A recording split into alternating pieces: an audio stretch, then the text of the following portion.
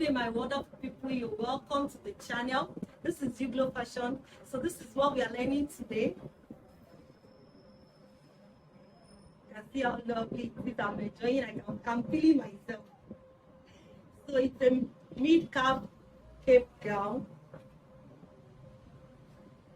and it's a bodycon gown as well. So I would like you to stay tuned to the end and enjoy the video. If you are new here, please subscribe to the channel. And if you are a returning subscriber, I'm happy and I'm grateful for that. So if you watch this video and you enjoy it, please give it a thumbs up, and please let me know your opinion concerning this in the comment section. Thank you very much. Good day everyone. Today we are learning how to cut a V-neck asymmetric mid-calf half sleeve gown, and so I've gone ahead to cut my pattern paper. So I use this side for the shoulder, then from there I've cut both front and back of my pattern. So from the shoulder I measured the nipple point, which is 10 inches from the shoulder. Then from shoulder to under bust is 13, shoulder to half length is 16, shoulder to hip length is 24, while the shoulder to knee length is 34 inches. But for the hem line, the length of the gown is 42, and this pattern paper is not, the length is not up to 42. So what I will just do is, whenever I'm cutting my fabric, I will add the remaining allowance to it. Then the circumference of the bust of the nipple point is 36 divided by 4. So every circumference I have there, I divided them by 4. So for the nail length now, how to calculate the nail length? You say your hip circumference minus 4, which the hip of this gown is 40, minus 4 will give me 36. Then that 36, we do divide all our body's measurements with 4. So the hip minus 4, then divided by 4, which is 36 divided by 4, that will give me 9 inches. So that's what I use for the nail length. And for the armhole, I measured 7 inches from the shoulder. Then after that, I just come in with 1 inch. Then from the shoulder, I come down with 4.5 inches. So that's the 4.5 inches I measured. So that's 4.5 inches. So from there, I come back to the angle that is being connected. You can see how I rolled it out. So I just, from that point, I measured 1 inch inward just to connect the lines together. Then I use my curve ruler to connect the lines. So at the shoulder, I measured 1 inch downward, then slant it back to the neckline of the gown. So the neckline circumference I use is 3 inches.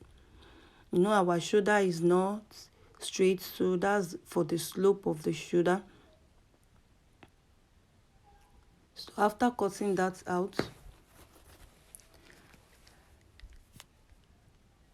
I measured 1 inch for the back. I'm cutting both back and front together, so I measure 1 inch for the back. Then I use my curve ruler to connect my dots.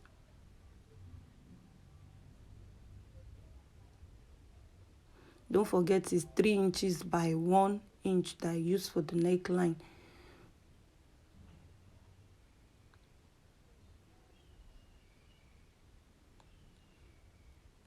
So now I will separate the back bodies pattern from the front bodies, then work on the neckline of the front bodies. So for the neckline of the front bodies, I come down with 6 inches. It's a V-neck. So if you want yours, this is optional. If you want yours to come down more than that, why not? You can use 7, you can use 8, it's optional. So then I use my ruler to connect it back to the neckline. So I'll just cut it out. Sorry, the fan is affecting my cutting.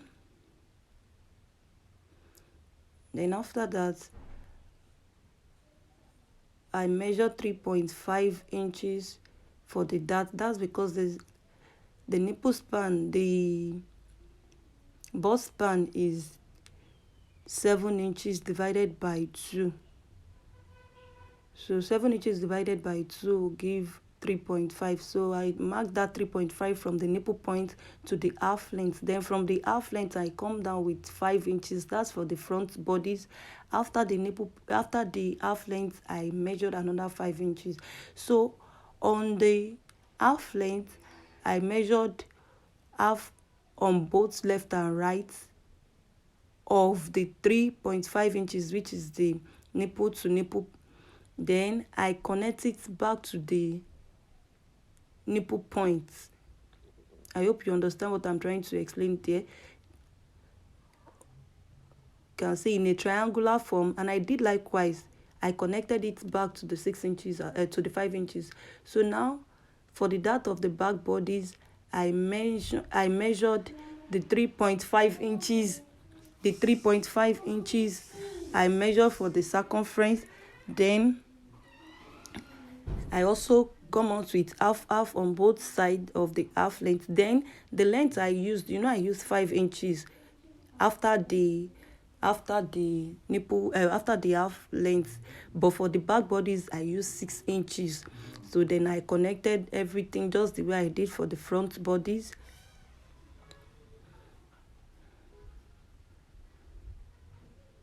So now I'm going to separate the half length from the skirt, which I've done. I used my scissors to cut the two. So now I'll just separate the half length. I'll just separate the half length and keep the skirt aside. So now I've placed my pattern on another pattern paper.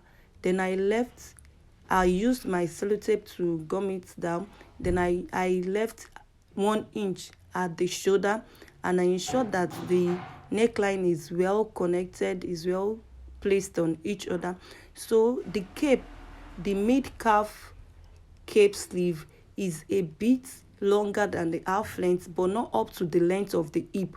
So now I added 3 inches to the half length. The half length is 16 inches, so I added 3 inches to it so that it can flow on the hip. It's not up to the hip length.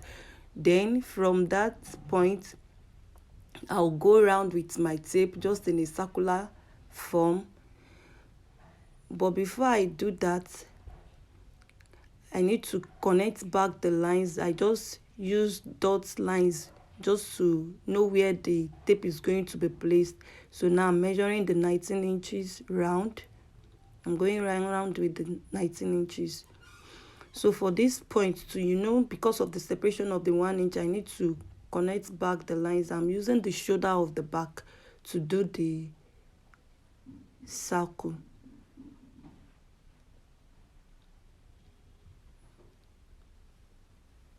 So you can see how I'm making my dots on the other pattern paper.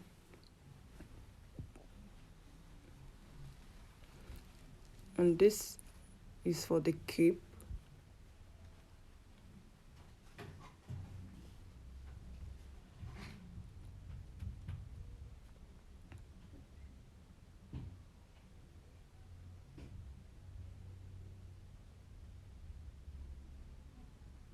So getting to the front, because of how the cape is at the front, I'll go ahead and pick my curved ruler.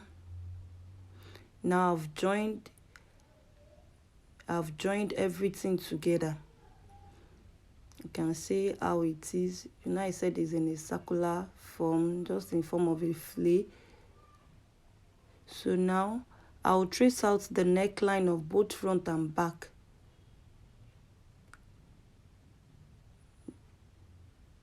Then I'll pick my curve ruler to make the shape. But where the cape ended at the front is on 3.5 inches. So I've chalked the 3.5 inches. Then I'll just use my curve ruler to make that shape. I don't know how best to explain this side. At first I turned my curve rular, Then I still return it the other way around, then I cut everything out.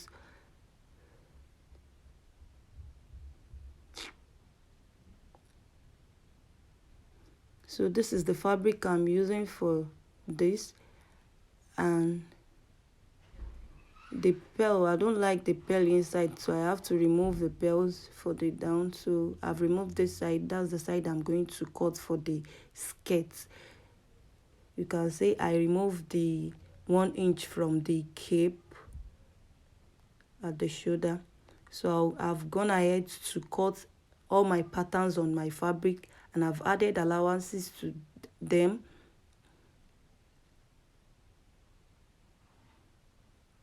That's the front bodies. I added 1 inch allowance each because the fabric is a bit stretchy. It's a scuba fabric. So then the M line that I mentioned earlier that is not enough, I added the remaining allowance to it. So if you notice at first I did not add my zipper allowance to the pattern, that's the that aspect of it. So I added zipper allowance to the back bodies. So for the skirts of the back bodies, at the nail length, the allowance I use for the zipper allowance is 1 inch. Then at the nail length, I come in with extra 1 inch, then connected it back to the hip allowance. So for the cape, I've cut it round, then I added ½ inch allowance to it. Then at this point of the shoulder, I cut out the 1 inch earlier. So now back to my machine. I've cut the interface for both front and back bodies, and I've stitched out my darts. Then for the back bodies as well, I've stitched out the darts. Then that's the allowance of 1 inch.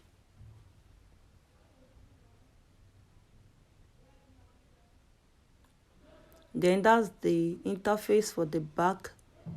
The back is being opened, and the cape, there is no opening, there is cape there. So what I'll do is, I couldn't lay my hand on invisible zip of this color, so I bought this zip. So for this zip now, we have to fix it at the back, not by the side.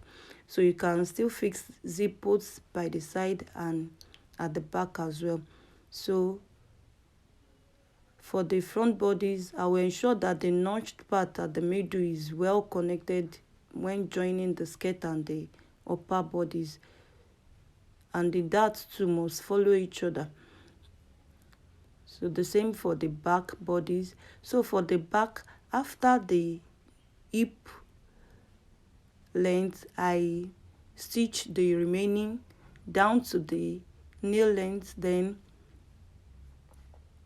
I flap it on the other side and stitch it down. I flapped it to the other side, then stitch it down. So that's where the zip is going to be fixed. But before then, in order to avoid bulge, I measured 1.5 inch at the half length, but the remaining measurement is 1 inch. So I'm going to stitch the 1.5 inches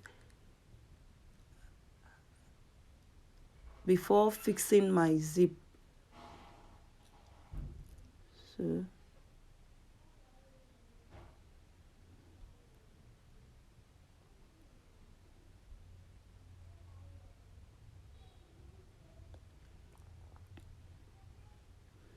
now go ahead to fix my zip on the chalked part. So it's good to always chalk the part you are placing your zipper. So after fixing the zipper, you can see, even though the fabric is a bit stretchy, I should have added stay before joining the zipper. But that's aside, I'm going to join the shoulder of both front and back bodies together. Then I'll also join the interface as well together.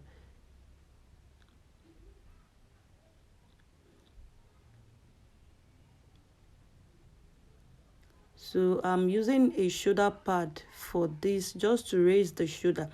So, and I cut 3.5 inches. I'm using that black lining to cover the pad. So I used 3.5 by 3. I just shaped the edges.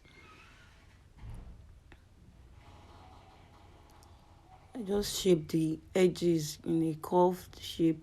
Then I'll just place it inside the lining, then sew it round.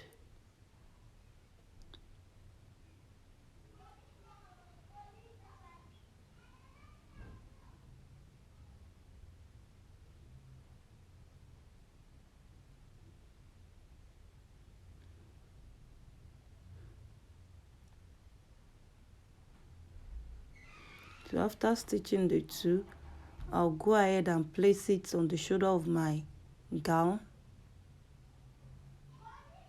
Actually, I made this gown for myself, so I'll go ahead and stitch it. I ensure that it is well stitched at the middle of the shoulder. So now for the cape, I use my bias tape and hemming gum to knit the cape, the mid-calf cape. So that's how I folded the hemming gum inside to iron it. So now I'll go ahead and stitch the dart. Even though after stitching it, I noticed that the 1 inch I left was too much. I should have used only half, because it was showing one pointed lines like that. I had to reshape it. So now for the cape,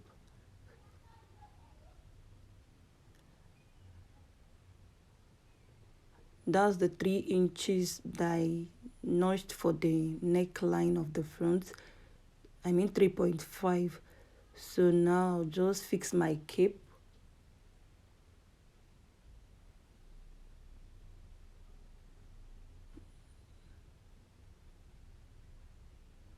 Now stitch it round. Now after stitching, I will fix back the interface. So thank you very much for watching this video to the end. You can see how neatly it is placed. So I'll just go ahead and stitch my shoulder and my measurements out. So that will cover up for the shoulder part.